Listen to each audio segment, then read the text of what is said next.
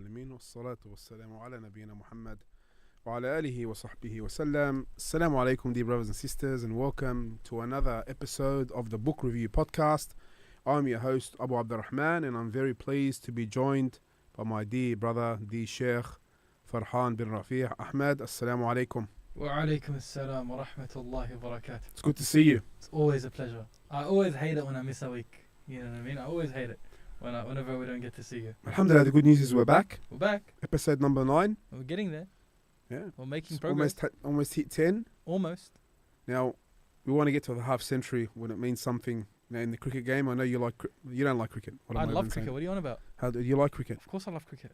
I'm Indian. Because I don't want to stereotype you because Bro, that is racist. No, I don't. You just dropped that comment. No, I didn't. I said I didn't want to stereotype you. Racist. You know what I mean? Like, it's not my fault. You know, you were going good until you. I said I didn't want to stereotype you. I said I know you like cricket. I love cricket. You, but I just my dad. Oh, Subhanallah! I was at my brother's house yesterday, and the Ashes this year is online. Is at night. It's happening in the UK, and I have not watched a game of cricket in the last 10 years. Like at least a full game from beginning to end in at least 10 years. Allahu a'lam, right? But I was like I usually if I'm bothered, I'll watch the recap or something, 3 nights after, whatever it is. But yesterday it was 7:30 and the game started at 8, and I was just doing some work on my laptop while I was at my brother's, and then I was like, that's crazy, like we can watch the cricket. And then my dad would look at me, he's like, when's the last time you ever held a bat? I'm like, oh my god, Dad, why would you do that to me? Good question. It's been 8-9 years before I touched the bat before. You know what I mean? I don't look like a guy who plays sport. I watch sport. You know what I mean? Yeah. You never played cricket? When I was a kid, bro. But well, you want to know something funny? I played. Bro, I love playing cricket. Yeah. Punchwell Public school days. Shout out to everyone who went to Punchwell Public School. We played cricket in summer, rugby league in winter. We in school sport. We used to play league. PWSA, I think it was called. Yeah, I played all the way. We didn't play league. We just played in at lunch. Year 7, I gave up. I retired in year 7 at 12 years old. Early retirement. Yeah, but I was a wicket keeper / batter. Pretty good. I wasn't. That's I was all right. I wasn't. That's like someone in average. need. You know what I mean? Because they always need a wicket keeper. But And there's then only one of you, so you got to be good. Then we played in the area with the brothers, always with the cousins, family. We'd always play cricket, rugby league and cricket. Very. Bro, I'm not a person that did physical activity. Unfortunately, I'd be on on Xbox or PlayStation. I never PlayStation. Just generally Xbox. But I would be. Yeah, I was a bad kid. I was not a sporty child in any way, shape or form. I was lock me in a room. Not to brag, I was quite the opposite. Yeah. How'd that go with your bones, mate? Retired from competition at 21 years old and downhill after that in terms of looking after your body. Listen, being active, it helps a lot. 100%. Then when you stop being active. I have genuinely made it an effort now to be okay, I'm going to get back on the grind. Subhanallah, just before I got married, right, I got on the grind, right, about 2 years ago now, just before I got married, and I actually was doing all right. I was on the I was biking, I was doing a whole bunch of stuff, trying to get fit, and then I got married, and then I was like, khalas, it's done, you know what I mean? Mission accomplished. So what's the point? So then I went back into my studies and finished. It just goes. You have to make time for it. So I bought a bike, which I won't lie, it's been sitting there for 6 months and I haven't used it maybe 2 times. I've used it twice or 3 times. This bike that I got an Assault Fitness bike. I don't know if do you know what that one is? No. The ones that actually. Oh, okay. The ones that actually go front, and anyone who's in the gym already seen, they'll know what an Assault Fitness is. Cross trainer, X-trainer. It's like a cross trainer, but it's a bike at the same time. It's I thought that would be the way to go, but just finding time, wallahi, 20 minutes out of my time to go there. My dad was upset with me the other day. He was like, you didn't reply to my message. I was like, Dad, I didn't see your message. I've got my messages are flooded. I didn't even, it's all you over the place. You have to prioritize your dad's message. 100%, but I genuinely did not see it. I think there's a way to do it as well. I wish there was a star way that you can just pin something to the top. I got an iPhone, not a Samsung. Yeah, I can't help you there, sorry. The way anyway I'd help you there is to tell you to get an Android. But our tech man inside, a shout out to him. He's an Apple loyalist, if that even makes sense. It is. Okay, let's get straight into it. But before we do, I'd like to welcome all our listeners on 107.9 FM in Sydney. We will be on 107.9 FM in Sydney for the next 2 weeks, inshallah, for the days of Dhul Hijjah and Ayyam al-Tashriq and Eid al-Adha. Which brings me to the next point. We have entered the blessed days of Dhul Hijjah. Now we're in the second night after Maghrib. Quick reminder on what's so special about these days. And Nabi sallallahu alayhi wa sallam, generally he says that there are no better days in that which good deeds are more beloved to Allah subhanahu wa ta'ala than these 10 days. We know that these are the best 10 days in the entire year. Something that is beautifully that's mentioned, and we're mentioning to the brothers just before this in class, that Shaykh ibn Uthaymeen rahimahullah, he mentions a statement. He says that if someone was to pray 2 raka'at, 2 units of prayer in Ramadan, in the day of Ramadan, and someone was going to pray 2 raka'at in Dhul Hijjah, in the days of Dhul Hijjah, which one will be better? And then so he says the general person will be like, Ramadan would be better.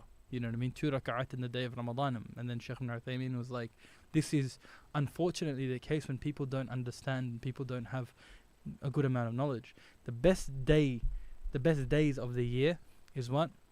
The 10 days of Dhul Hijjah. So there are no days that you can do anything that's better than these days here. The nights of Ramadan are better than the nights of Dhul Hijjah. It's 100%. But the days of Dhul Hijjah are better than the days of Ramadan. So this is a time that we go completely in overdrive. And subhanallah, it's so close to Ramadan, so it has 2 benefits. The one who came out of Ramadan and he was feeling religiously supercharged. Right, he felt that recharge after Ramadan. He felt that spirituality after Ramadan. Now he comes back and it's another like a moment with worship. You know what I mean? Another religious activity that takes him into another. They call it mawasim al-ta'at, right? I don't know how you translate that, like the seasons of worship. Seasons of worship, right? Seasons of worship. Like now, this is another season where you can now grow and flourish and prosper in your religiosity. You can come back to Allah subhanahu wa ta'ala 100%. just after Ramadan. And the second thing is, and I was thinking about this the other night, is we just came out of Ramadan, and there's going to be so many people who had those, those Ramadan, I'm going to do those resolutions, Ramadan resolutions. I'm going to finish the entire Quran. I'm going to do this. I'm going to do that. I'm going to stop this. I'm going to stop that. And end Ramadan, they didn't do anything. Right? So Allah subhanahu wa ta'ala gives them another opportunity. Come. This is the best 10. This is better than Ramadan. This is better than Ramadan. I'm giving you something better than the days of Ramadan. It's here. It's for you. Now, it's like someone, you just failed. You know what I mean? Like, imagine, like, think of it as, I'm not giving this example to the deen. I'm just saying that if someone said you can win $1 million, right? It's in 2 of these bags. And you say that one, right? You pick one of the bags and it's not in there. But then he says, all right, pick again. It's just one other option. It's the other option, right? You can still get that, what you wanted. It's right there. It's still attainable. It's still achievable. So you can still do a lot right now. And that's what's so beautiful about these days. But one thing that separates these days from the rest of the days is this is when you see the real Muslims, the sincere Muslim. This is when you see those who understand Islam. Because not everyone is as much into it as no one knows. Half of the yeah. time, like if Nabi sallallahu alaihi wasallam is telling us that this is the best 10 days of the year, period. And it's like a sunnah that's mahjura now. It's like some people just don't even know what we're in. They don't feel any spirituality. They don't feel anything. There's nothing that you couldn't tell the difference between this day and the next day. Right? Like 10 days of the Hijjah or the 20 days after. Like you don't know. There's no difference that you can see in this person. So now it's like, did you really understand what's supposed to be happening right now? Did you really understand what you were supposed to do? Mm-hmm. So I genuinely think that this is when the believers, the real believers, they come together. This is when you see that brotherhood of real faith. This is when you see that proper iman. This is when you see that the ones who really understand Islam. Because, subhanallah, just think about this, right? The best day of the year is in these 10 days. What's the best day? Yawm al-Nahr, right? Yawm al-Nahr, the 10th day is the best day. It's even better than Yawm Arafah. Which is the day of Eid al-Adha for this celebrating. So the 9th is Arafah, Hajj, right? The 9th, which comes on, it's going to be Tuesday, right? Next Tuesday, yeah. 9th is Tuesday. Okay, the 9th of Dhul Hijjah, which is the day of Arafah, which we are supposed to fast, and it expiates the sins of 2 years. Okay, one day, fasting 1 day, 2 years of minor sins wiped away, clean, mashallah. But then the day after is Nabi sallallahu alayhi wasallam. He's saying it's the best day of the year. So many great acts of worship in one day. One day, subhanallah. One day, subhanallah. And this is the other Eid for us. This is that like not important Eid. This is the one that no one gets any presents. You know what I mean? This one's no one gives Eidiyah. This is the Eid that nothing happens in this But Eid. you know what's surprising? I don't know if, you know, in Lebanese, they would call it Eid al-Kabir. They do say it. Yeah. They do say it, but And they don't do anything for Eid. Ramadan, Eid al-Fitr is Eid al-Saghir. But do they actually do it, like, generally speaking, in the community? You've got a good touch on the community. This Eid is not celebrated the same way. After Ramadan, Eid al-Fitr is more of a... Eid al-Fitr is when you feel Eid. Because after 30 days of fasting, After 29 days... There's an anticipation, right, of 30 days and then we get the big celebration, right? But this Eid is supposed to be bigger for all of us. We're supposed to be waiting 364 days for this one. It's the best day of the year. 364 days you should be waiting for this 365th because it's the best day of the year.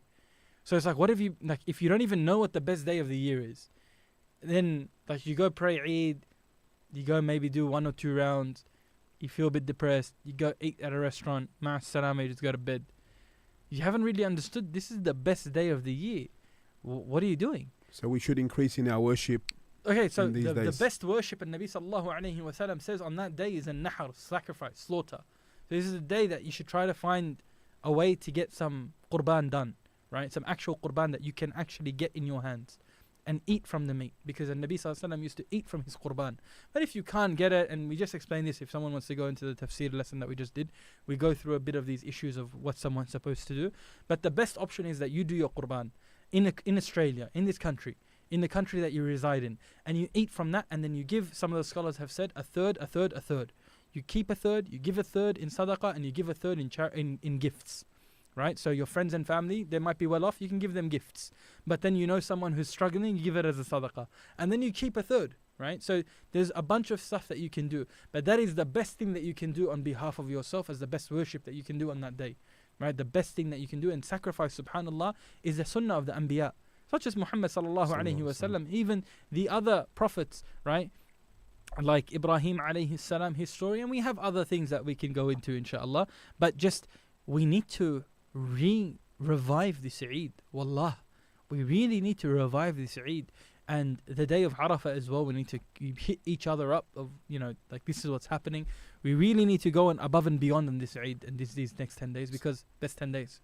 So dear brothers and sisters, make the most of these 10 days by, you know, do a lot of takbir, as you've been hearing the takbir on the radio, a lot of sadaqah, fasting, reading the Quran, offering the Qurban, and all other good deeds that you can do. Jazakallah khairan, Sheikh, for that reminder. This is the Book Review Podcast, episode number 9. Let's get straight into the book reviews. What are we starting with tonight? All right. There are some of the scholars, subhanallah, for Dhul Hijjah, they were so keen to maximize their rewards. They have programs that they have written on how to finish the Quran in the 10 days of Dhul Hijjah. That's right, yeah. Come across that recently, yeah. Beautiful. Subhanallah. How crazy is that? That someone is trying to, it's like, okay, if you want to finish it in Dhul Hijjah, you have to read from this to this, to this, to this, and then you'll finish the Quran in 10 days. Right? So basically, it comes up to about being 14 pages after every, like, usually if you did 4 pages in Ramadan after every salah, you'd finish up, right? So it becomes 4 times 5, 20 pages. You'd have to times that by 3. So it has to be about approximately 60 pages for you to finish the entire thing. It's like mental math, right? So if you wanted to finish it per day, it's like do 3-4 juz' in 10 days. 3 times 10, 30 juz'. If you can do 4 juz', it's even better. If someone has the ability to read quick, especially brothers and sisters who know Arabic, if you know how to read Arabic, then you should try to push yourself. Try to go hard, right? So it brings me to this book here, which is called Journey Through the Quran by Sharif Hassan al-Banna. Now, Journey Through the Quran, I genuinely think this is the best summary of the Quran. I genuinely think so. Now, this is the old edition. The new edition is about, like, it's a bit smaller. It's like they've made it like a bit condensed.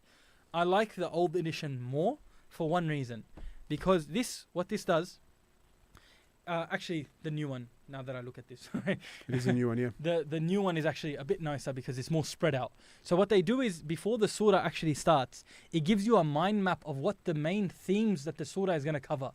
So it gives you an actual breakdown of a brainstorm of the surah, the main themes that are going to be covered. Then it gives you a bit of background information behind the surah. Then it gives you the virtue of the surah if it's present. And then the themes again, selected verses after it, and then gharaib mufradat from the actual book. Right, from the Quran, from the chapter itself. So it gives you a way to get selected verses. So it picks out important verses that you should know, and it picks out also some of the words that are integral for you to understand the Quran. Some of the words that are unique to the chapter. Sometimes some of the words that are very important to understand.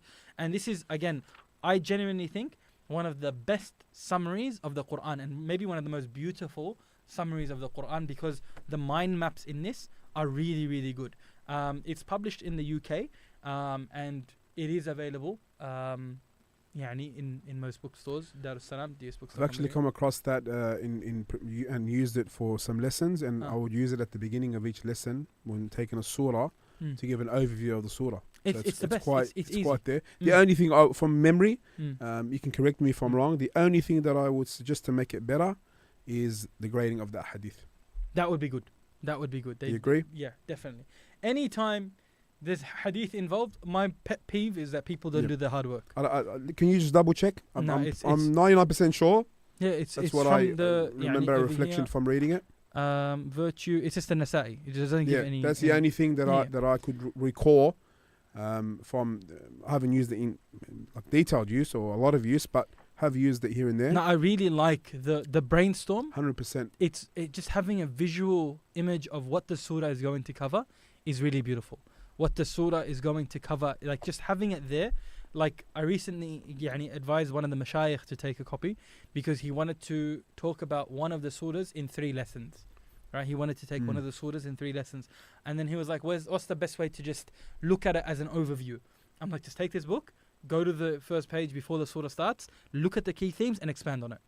Just use it like that.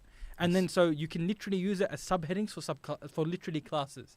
So like if someone was teaching the Quran and someone wanted to just go through like a summary of the Quran, what I would do is that I would make the brainstorm literally like questions of what I want to focus on. That does the student understand this concept? What Allah subhanahu wa ta'ala is talking about? What's the main theme over here? And then go back and try to fix that up. Because I think if you have that ability to go through the main themes of the Quran, yes, you don't go through every verse. It's not a word by word translation of the Quran. That's not what this is. It's a summary of the Quran.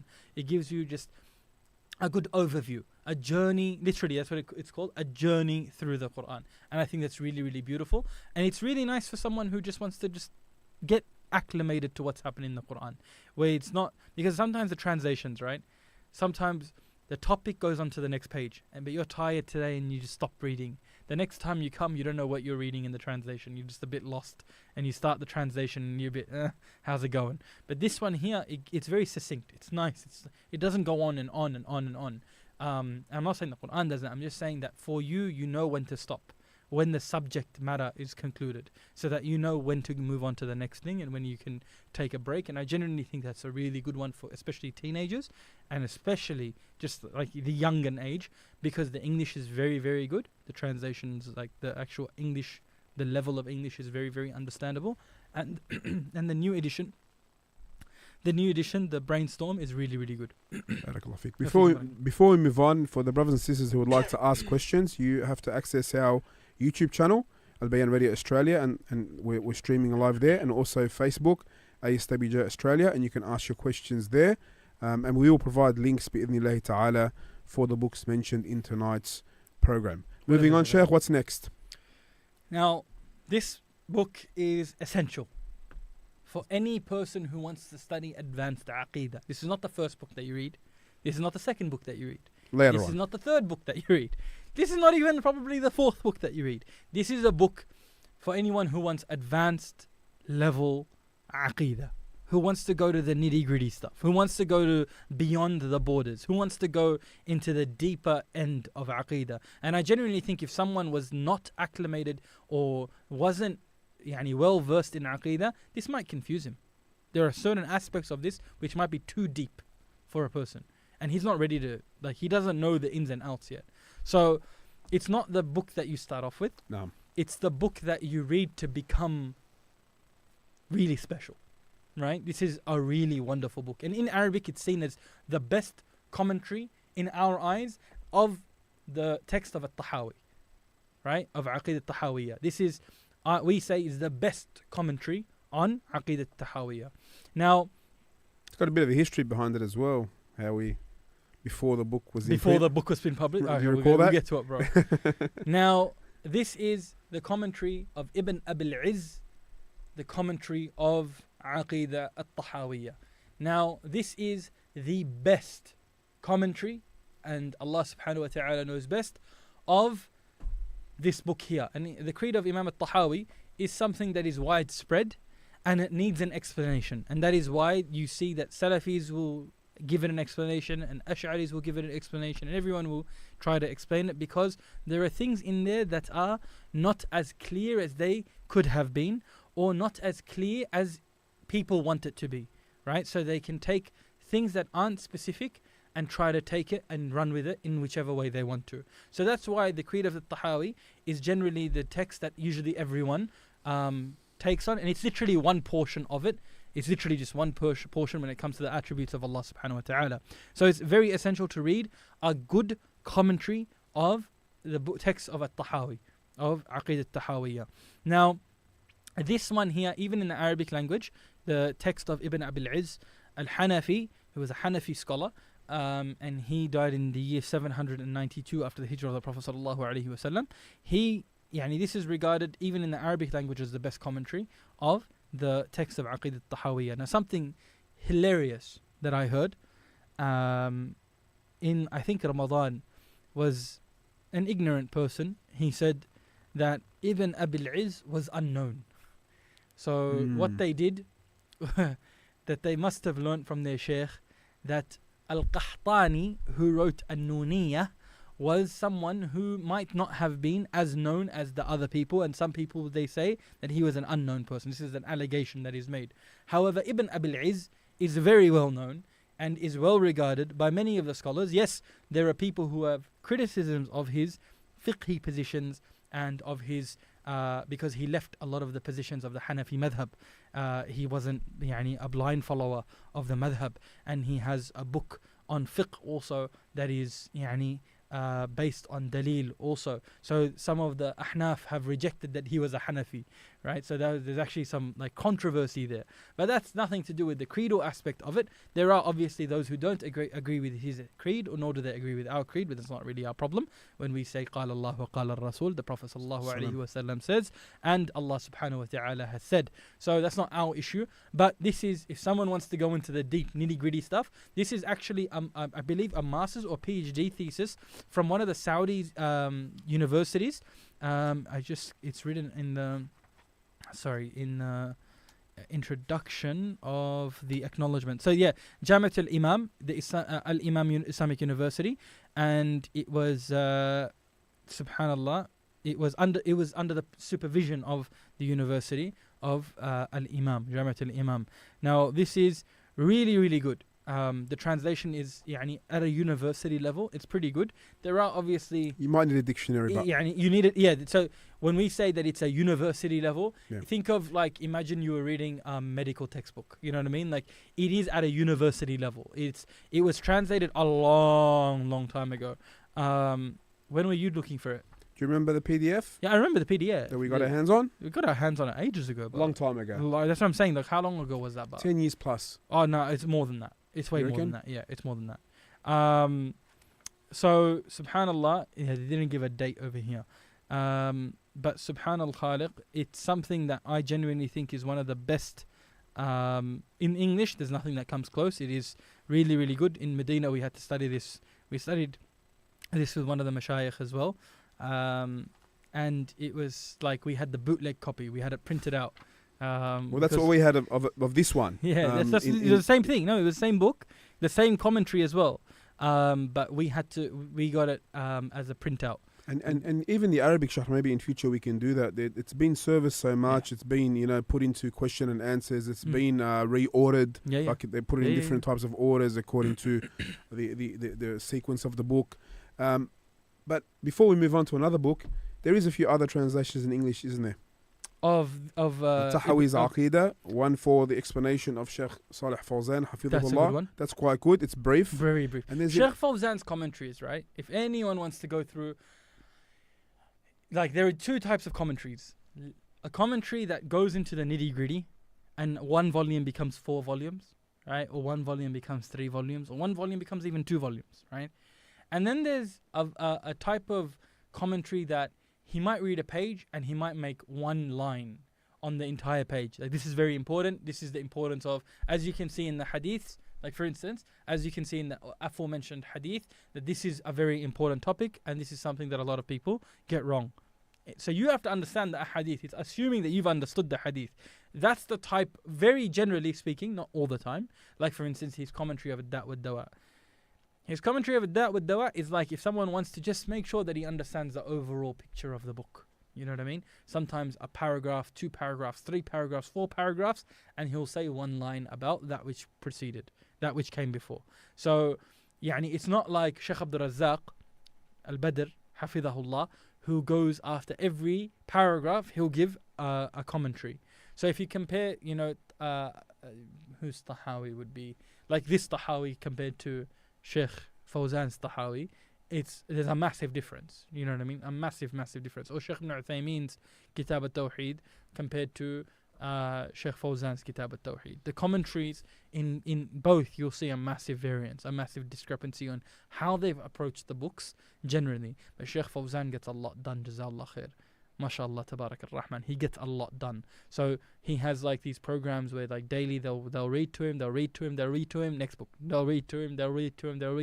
So it's like reading a book in the presence of a sheikh, and they've finished so many books now. They've recently published his works, and the last edition that I had was 9, but this new one I think is like 15 to 20 volumes of Sheikh Fawzan's works that's just come up. So his ta'liqat, his commentaries on books are more just that. They're notes. They're like selected statements on things. They're not very nitty gritty, heavy duty commentary type. So Sheikh Fawzan's ones are very brief. His 40 hadith, for instance, is a very brief 40 hadith, right? Compared to Zarabozo, Hafidhahullah, his commentary is like Hafiz ibn Rajab's commentary of 40 hadith, which is like next level stuff. Right, like every line, let's break this down into like 70 pages. This 3 words. Let's just break it down as much as we can. So there's a very big like difference in the approach that they take. So Sheikh Fawzan, short, sharp, and sweet. That's how I liked it. Just straight to the point. Excellent. No fluff. Very no fluff. prolific. Let's move on to our next. I think the main book we're going to speak about today. Is that right? That's the main one. That's the main one. So the next book is probably the most famous Arabic book in the world, Allahu A'lam, after the Quran. Something that is the most widespread in every corner of the globe, right? This book is something that's just literally widespread. I don't think there's a masjid in the world that might not have this book. It's very rare to even think of a single home that might not be touched by this book, right? So the book is Riyadus Salihin. So Riyadus Salihin is a book by Imam al-Nawawi rahimahullah, who died in the year 676. He died relatively young. He was one of the most prolific Shafi'i scholars who lived. He was a scholar who had barakah in his time. He was a person that was just mubarak in his pen. His pen just had it was just blessed. It just had a lot of time that he could do. He has volumes and volumes and volumes of works that's just unbelievable until today, whether it's in fiqh or in hadith. Like for instance, he's got one of the the best commentary pretty much on Sahih Muslim, which is like Al-Minhaj, which is the sharh of Sahih Muslim, which is basically seen as this is the best book that you can get. You know what I mean? There's no better commentary on this book. I'd say Sheikh al-Ethiopi's book is also a very wonderful 40 to 45 volume commentary on Sahih Muslim. Alhamdulillah, he died recently, He died recently, a few years back, in Mecca. His commentary on Sahih Muslim is quite amazing. 45 volumes. Like, he goes into the nitty gritty of the narrators. He goes into the nitty gritty of the fiqh and that's something that's brilliant. But Riyadus Salihin is probably the most common book يعني Allahu A'lam, after Hisn al-Muslim, Fortress of the Muslim, and probably يعني the Quran, and maybe how everyone knows Bukhari. You know what I mean? Like Riyadh al-Salihin is something that's just everywhere. I'm teaching the book actually on Wednesday nights. I actually teach it. It's all available on the YouTube, on my YouTube page. But we're going through hadith one by one. We're not just taking like sections of it. You've already finished the 40 hadith, the other book for Imam Nawawi rahimahullah. We finished 40 hadith of Imam Nawawi rahimahullah, alhamdulillah. That was probably like one of the best things that we've done. That was a time I won't forget it. It was probably one of the most rewarding experiences when you get to finish something that you put like a year and a bit in. They're all available online as well. Alhamdulillah. And Corona went through it as well. We went through Corona. We went through Corona. We went through it. Alhamdulillah. So we finished that in 63 lessons. Walillah alhamd. And now we're going on to, I think we're on lesson 30 something in Riyadh al-Salihin. And it's more of a general lesson. It's a very enjoyable type of experience. So we get to go through it. But this is, in hindsight, this is only a quarter, I believe, of the Riyadh al-Salihin that I own. Before you tell us how much you have, what does Riyadh al-Salihin mean? And what's the overview of the book? So, the gardens of the righteous, Riyadh, which is gardens, and then Salihin, righteous. And basically, it is a book, it's Riyadh al-Salihin min kalam Sayyid al-Mursaleen. So basically, it's the gardens of the pious from the words of the best of creation. Right? So what it is that it is a book on hadith of targhib wa tarhib.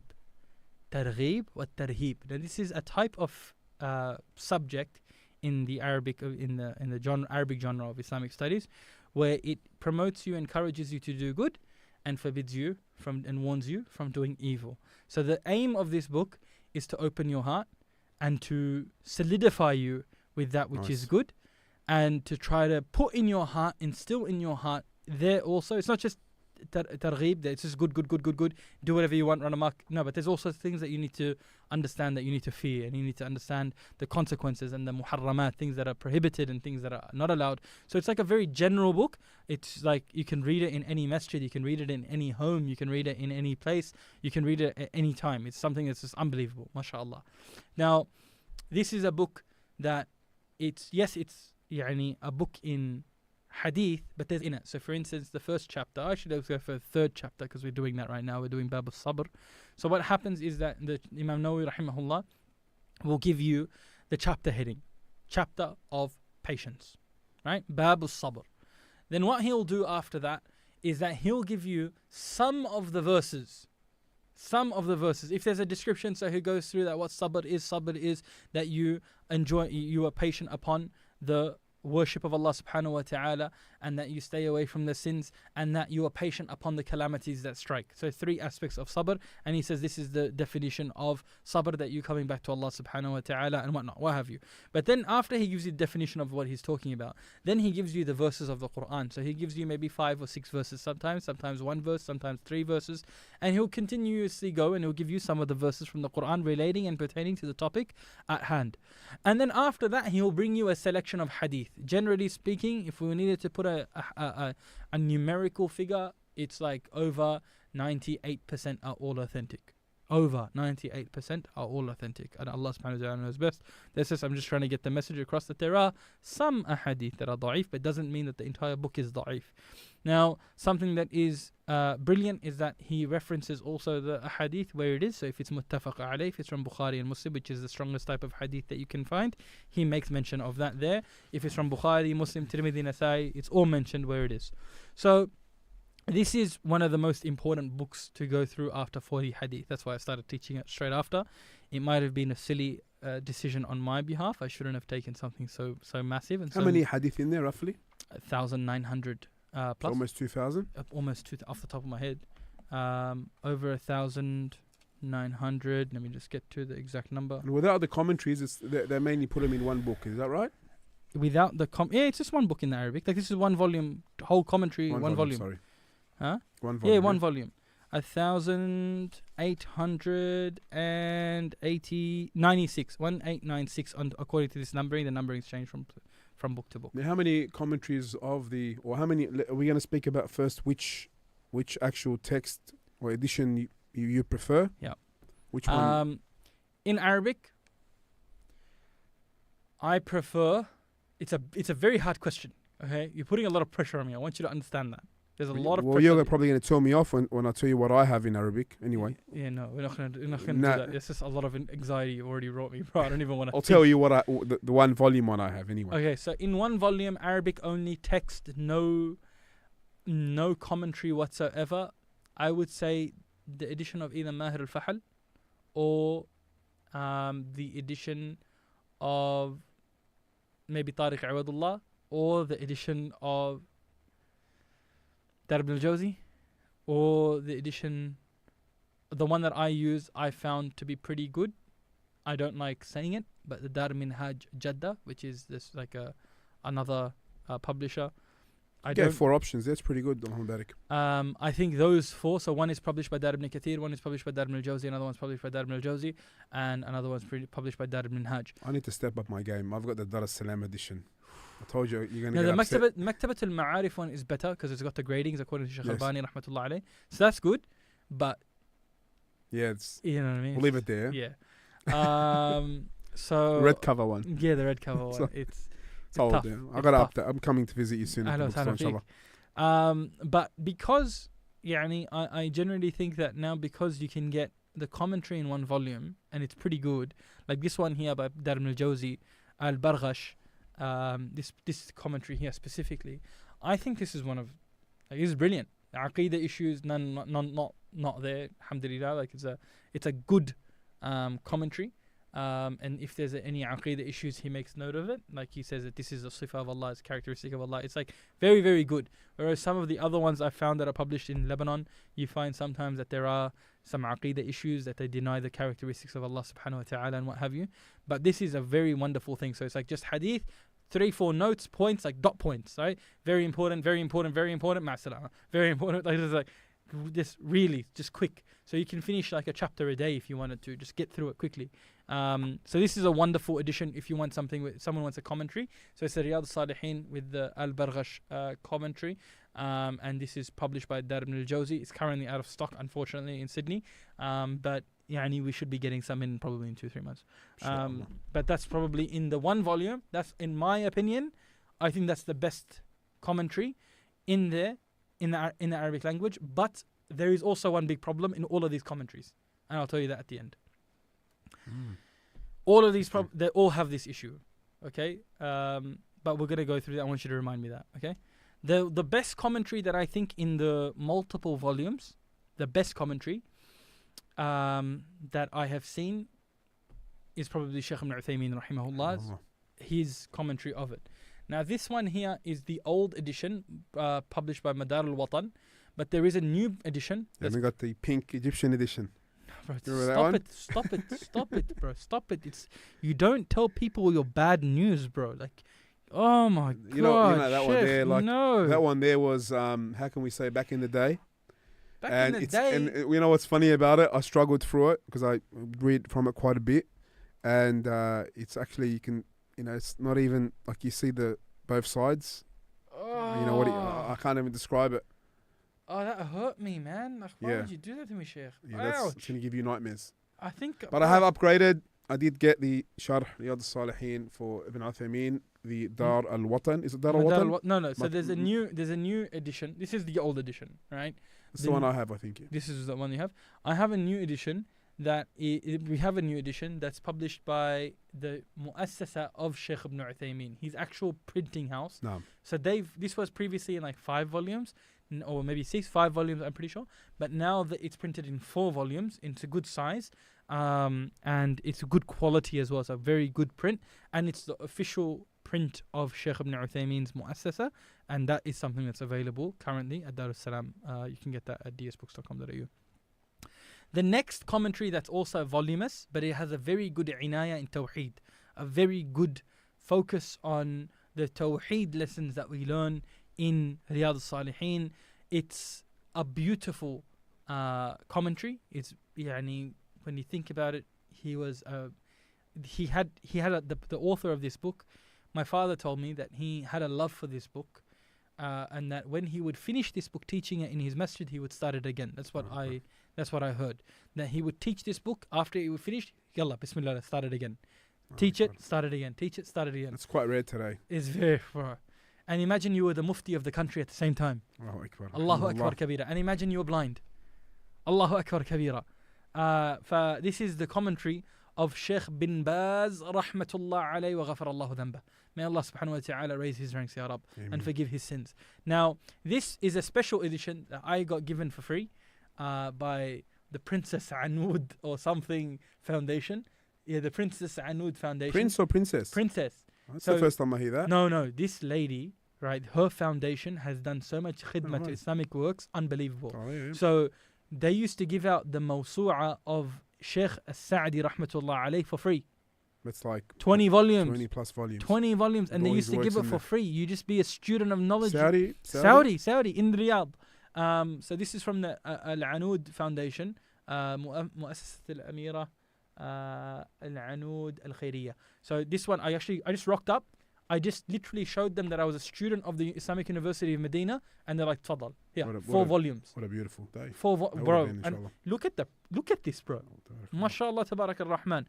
Now, when I got this was the first time it was published. It was never published before that. They actually did it with Sheikh bin Baz's mu'assasa as well, which is also in Riyadh, very close by to the house of Sheikh Abdul Rahman Friwai. Now, that book that was the first time that it was published, and you couldn't buy it. It was just like, you had to get it. Do you know what I mean? Yes. Then they published it recently. I think it's Nashir al-Mutamayyiz. They published it in 4 volumes, and you can find the copy at Dar es Salaam. It's available now. It's just like maybe 2 years ago we started getting it, but I got this a long time ago. So this is one of my favorite copies of this book. And Sheikh, one story about Sheikh bin Baz rahmatullah alayhi. There's so many stories. Wallah. There's so much that he did for the students of knowledge, and how he would treat the mashayikh. And my dad has some stories with Sheikh bin Baz. But one of the stories that was there was how, because of Hajj, right? The Hijjah. How when Sheikh bin Baz rahmatullah alayhi, Sheikh ibn Uthaymeen and Sheikh Albani rahmatullah alayhi, they all went to Hajj. They all were in Hajj, and they were all in one tent, and they had one sitting. And so you have the 3 giants of knowledge at that time, right? Mujaddidin, these people are these are the creme de la creme, the best that we've got, the best that we had, rahmatullah alayhim. So we had these scholars, all of them on one table. And so Sheikh bin Baz rahmatullah alayhi was there, and he was officiating almost. And then on to, I believe his left was Sheikh ibn Uthaymeen, and his right was Sheikh ibn Uthaymeen. Sheikh Albani, and then Sheikh ibn Uthaymeen. And so they would have a question and answer session. So if the question was about fiqh, he would give the question to Sheikh ibn Uthaymeen rahimahullah on that side. And if the question was about hadith, he would give the question to Sheikh Albani rahmatullah alayhi. And if the question was in aqidah, he would answer it himself. When you hear those stories, man, unbelievable. Tabarak ar-Rahman. Now, good news is that this has been translated in English, 6 volumes. Completely? Completely. That's what I heard. Dar es Salaam? Dar es Salaam, right? I've looked at the translation. The translation of the ahadith are meh, but the translation of the actual text is good.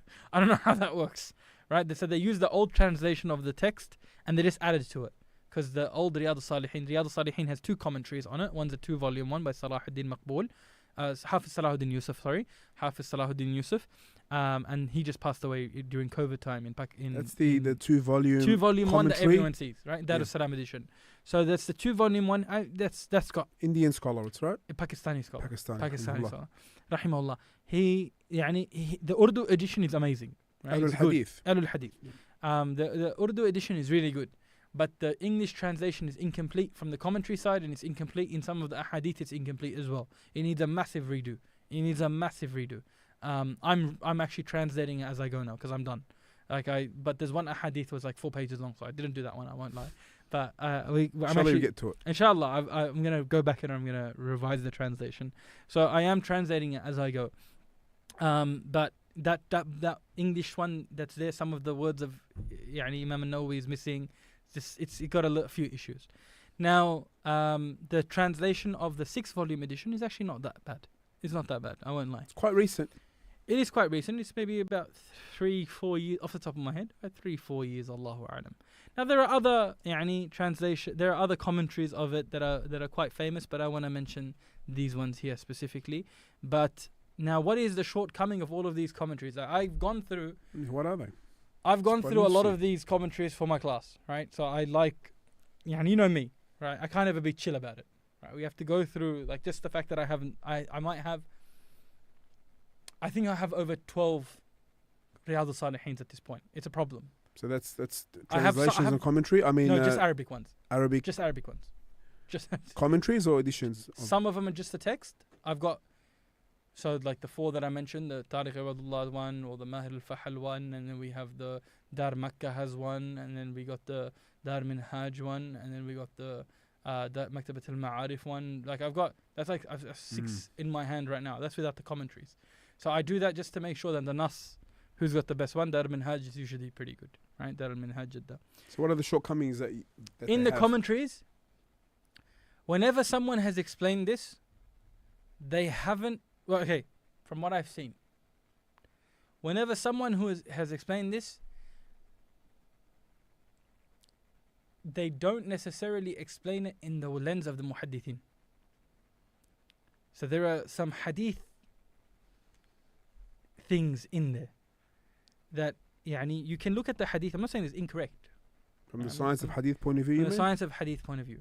So what I do now is that if the hadith is in Bukhari, I go to Ibn Hajar. I go to Fath al-Bari, and I find gems in there that no one of these have mentioned. Like the idea is that when there's a hadith, you go back to the best place to get a commentary, right?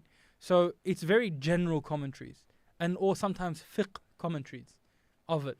But the actual, like for instance, one of the ahadith in here regarding when Nabi sallallahu alayhi wasallam was called by his daughter to come to the moments from the apparent nature of the hadith, death of his granddaughter. Okay, but in the wording of the hadith that's used, it's grandson. Referring to Zainab here? Off the top of my head. Off the top of my head right now. Just with the daughters of Prophet ﷺ, I'm really bad. No, I might have been Ruqayya. Just one sec. I got the names of the. I don't think it was Ruqayya, because Ruqayya was Ruqayya maybe. I think it was Zainab radiallahu anha. Was Ruqayya and Kulthum were married to Uthman? Yeah, I need to go back to which of the daughter. No, that's all right. Okay. Now, the zahir of it was child. Okay, that he was called to the child, but he's usually translated to son. So they took the commentary that it was the son, grandson of the Prophet sallallahu alaihi wasallam, not Hassan and Hussein, someone else, and that it was a point of death, and he was called to come to the moments before death. I went back to Fath al-Bari, and I found out that it wasn't a son; it was a granddaughter. Then it must be Zainab. And not just that, the child didn't even die. It looks like the zahir of the hadith that the child died. But when you go back to it, Ibn Hajar says that when you look at it, this child didn't die. This child went on to actually go and marry Ali radiallahu an. Actually, like that's actually the story. That he actually went on after the death of Zainab. So it wasn't Zainab. But so what happened was that no one made mention of that. No one made mention that this child that Nabi sallallahu alaihi wasallam was brought to didn't die. It was when I read that, I was like, okay, now I really got to go back to the hadith books, to the commentaries of the hadith books. I can't just take these general commentaries. So like, you got to go back and tell us the full story so we can benefit. I've actually given the full story. It's on one of the lessons, but it was like a few weeks ago, a long time actually, before Ramadan even. Now, this book, you have to understand, the commentary that's done is a masjid setting. Sheikh comes in with the book, right? Someone reads to the sheikh, and the sheikh gives a general lesson to everyone who's there. Right? Very general, yeah. Very general. Like you can read it, you can see it. There's saltiyat, there's actually sound bites of it online. You can hear it. Well, that's what assisted me in learning Arabic back in the day, or getting better at Arabic, was reading through the commentary of Sharh Riyadh al-Salihin for Shaykh ibn Uthaymeen, his book with the audio. Yeah, like, and I've recommended that to brothers as well. It's a very general commentary. I think that if they had gone and put pen and paper together and like wanted to produce a book then they would have gone back to the shuruhat of the hadith, and they would have come out with gems, and they would have come out with of that type of thing. But it's a general commentary. It's not like specifics. Do you get what I'm saying? Like, No. there's the beauty of some of the hadith things that sometimes I find in the books of hadith. I don't get it in some of these ones because this is just general reads. So if someone wants to go into the nitty gritty, I always suggest if the hadith is in Bukhari, go back to Ibn Hajar. If the hadith is in Muslim, go back to Imam Muslim. If the hadith is in Tirmidhi, go to Tuhfat al-Ahwadi. If the hadith is in Abi Dawud, go to Awn al-Ma'bud. If the hadith, just find the way, do it properly. And unfortunately, it's not done in Arabic, but we're going through Arabic lessons today, so it's fine.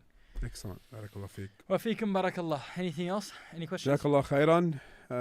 We haven't really had much questions today. That's due to we've turned off comments on most of our streams for some reason. So we'll get back to it next time, inshallah. I think, yeah, we do have a few questions here. Let me get to them. Okay. Firstly, I think you mentioned there when you were talking about a tahawi that the Salafis view that comment on the tahawi in one way. Our brother's asking, who are the Salafis? Who are this? So to quote him, who are Salafi? Or who are the Salafis? Probably The Salafis are those. What you mean regarding it? When we quote and we say the Salafis, we say that the Salafis are those who adhere to the Quran and the Sunnah in accordance to the understanding of the Sahaba and the pious predecessors, those who studied from the Sahaba and took from them, and those who took from them from the Atba' and those who followed in their way. So anyone who followed the Quran and the Sunnah and says that the Quran and the kalam of Allah subhanahu wa ta'ala, the statements of Allah subhanahu wa ta'ala and the statements of the Nabi sallallahu alayhi wa sallam are before anyone else. That we don't look at anything other than what does Allah subhanahu wa ta'ala say, what does the Nabi sallallahu alayhi wa sallam say, and how was this understood by the companions, because they understood this religion better than anyone else. Because Nabi sallallahu alayhi wa sallam, he says, Khairul Qurun Qarni, the best of generations is my generation. ثُمَّ الَّذِينَ يَلُونَهُمْ ثُمَّ الَّذِينَ يَلُونَهُمْ, then those who follow them, then those who follow in them. Yani the tabi'in and then the atba'. So those who follow in this way of following the Quran and the Sunnah, in this understanding, we would call them as-Salafiyya. We would call them those who adhere to as-Salafiyya. And there are different names that have been given to these people. They have been called Ahlul Athar, the people of the tradition. They have been called Ahlul Hadith, the people of Hadith. They have been called Muhammadiyya, some people have called them, right, back in the days. They have been called various names, Ahlul Athar, and just Ahlul Naqal, sometimes the people of the tradition.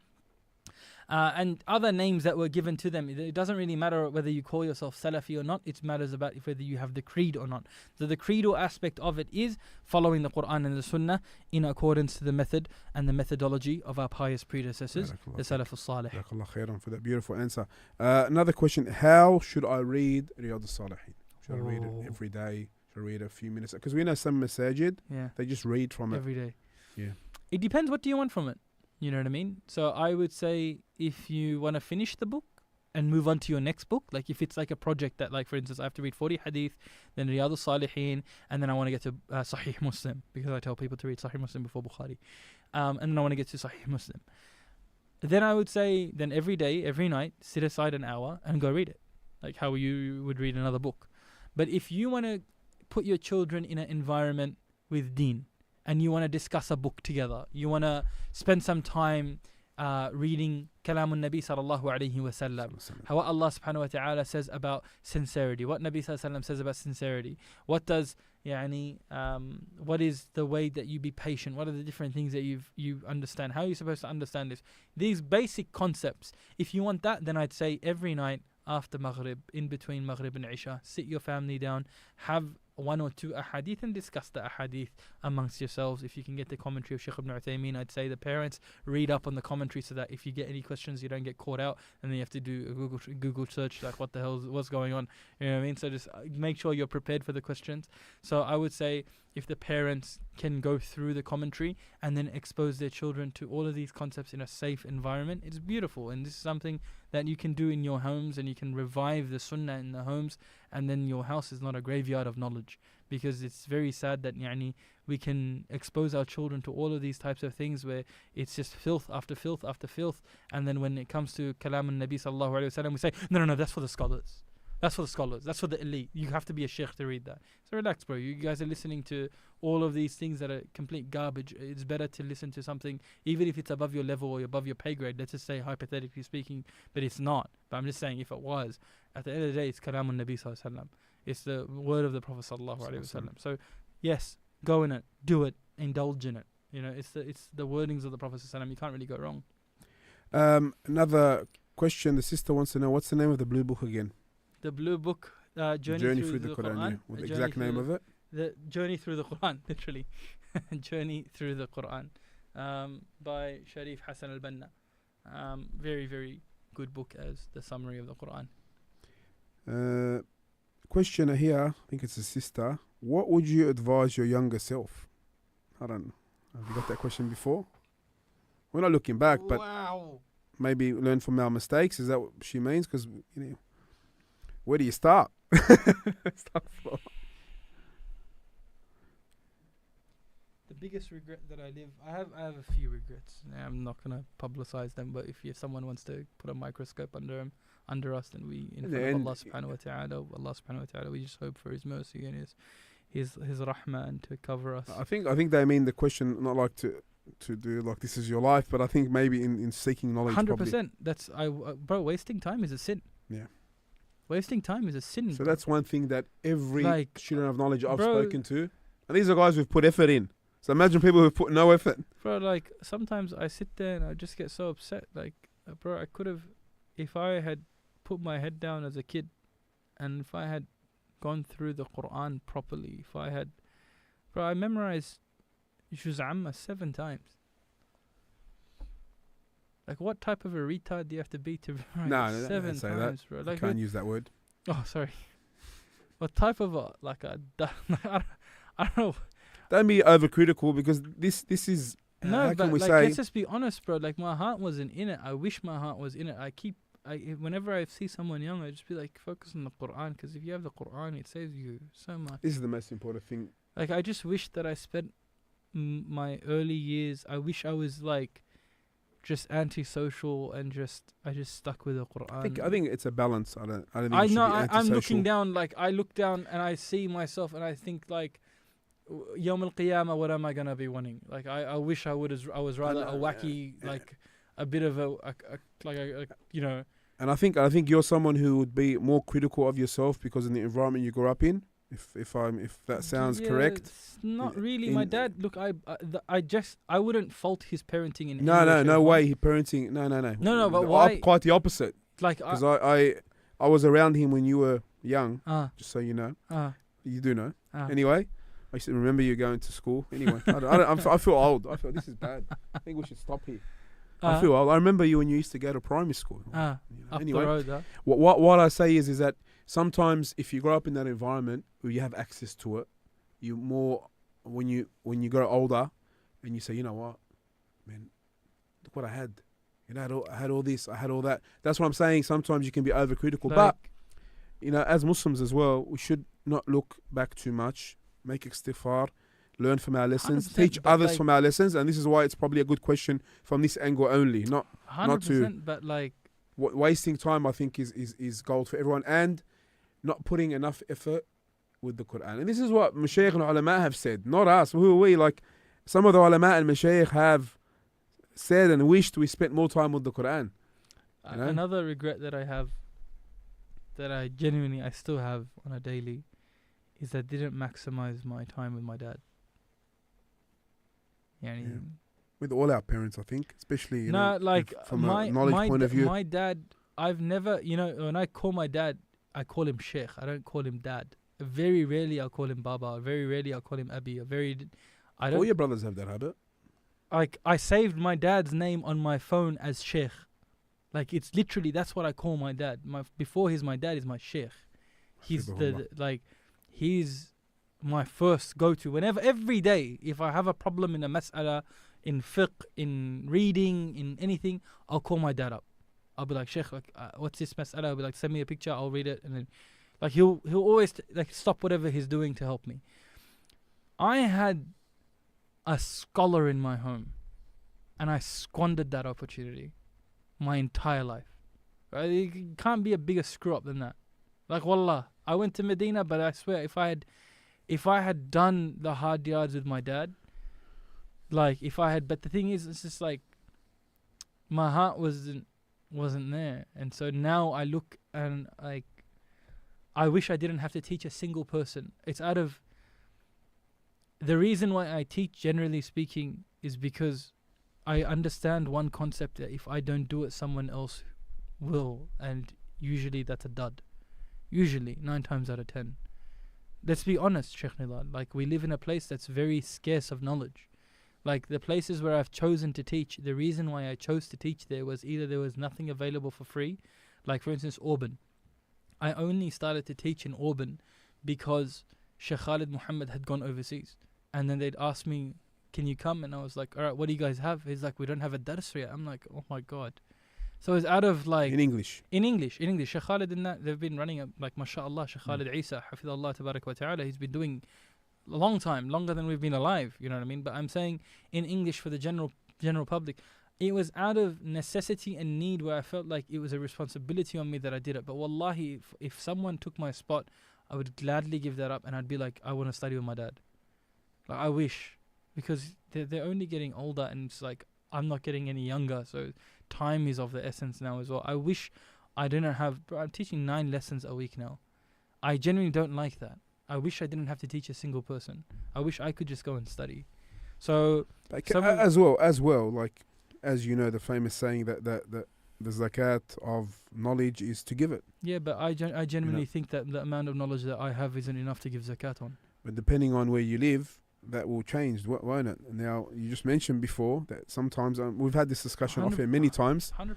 Sometimes, you know, as well we give and we teach because of the virtues of teaching and because of the station and status of those who call.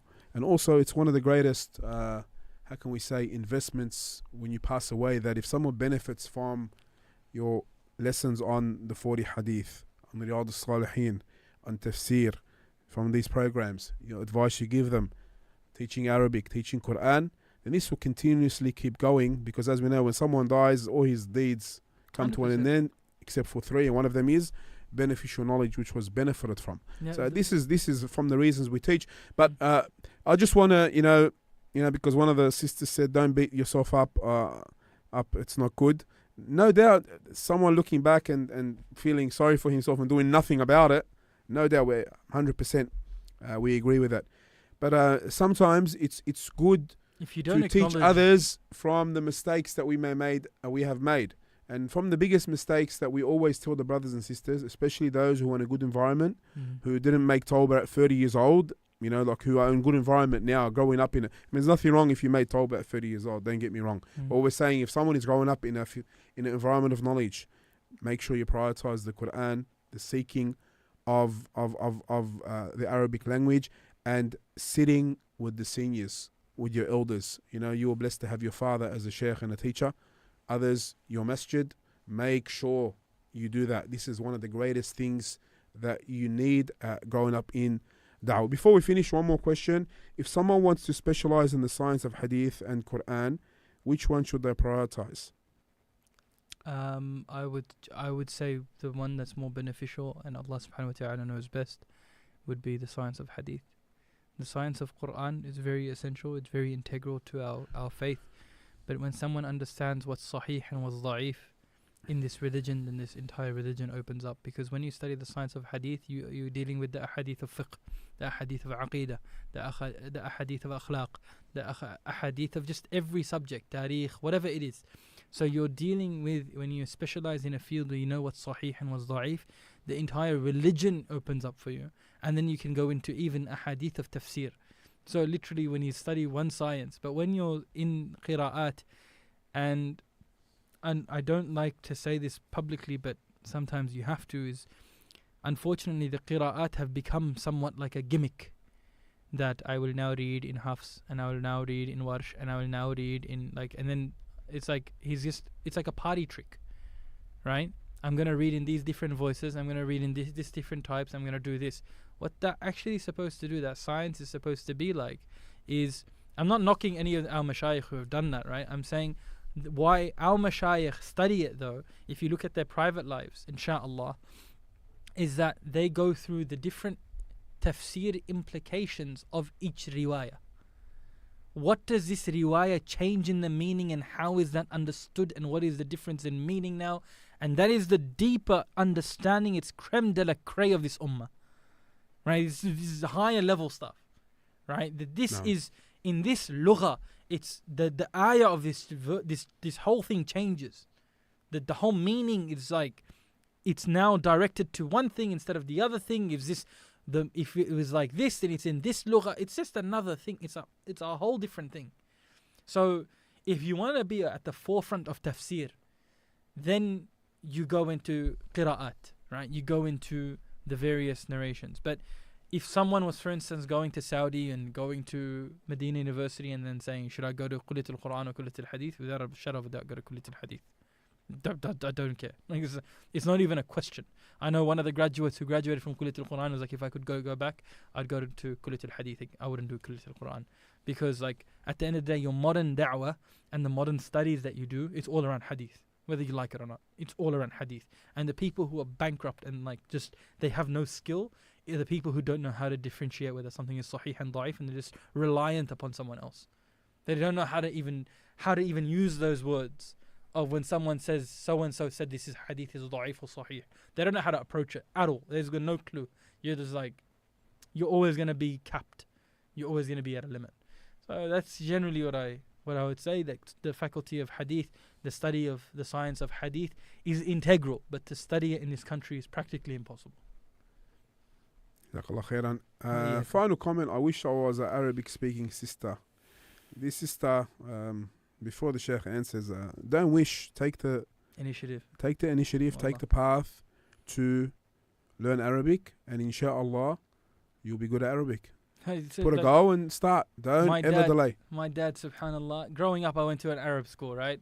Risala College, and I was studying Arabic in a way where they were teaching me Arabic, but my dad made it a point where if some Arab mashayikh would come, Sheikh Abu Ayman would come or someone over, and they'd be like, mashallah, he's studying Islamic school, studying Arabic at school.